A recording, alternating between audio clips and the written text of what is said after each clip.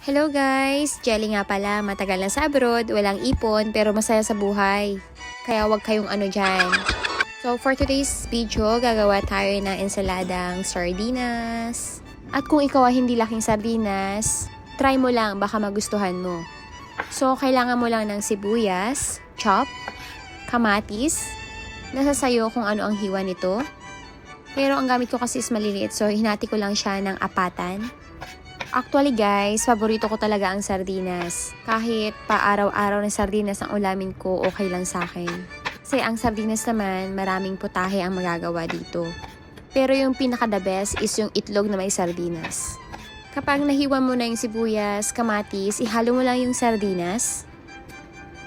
Tapos, lagyan mo ng kaunting asin, paminta, at ihalo-halo mo ito. At pagkatapos, pwede mo rin siyang lagyan ng spring onion para magkakulay naman siya. Ganyan lang siya kadali guys. At kung may gusto kang ihalo pang anumang freshly vegetable, pwedeng pwede. So ayan guys, kain na tayo. Agahan ko pala yan guys.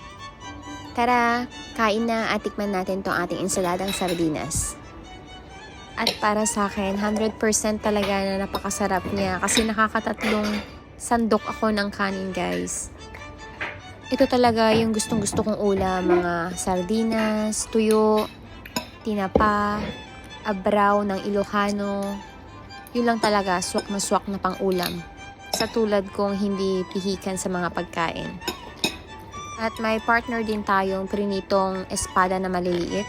At pakinggan nyo naman kung gaano ito kalutong.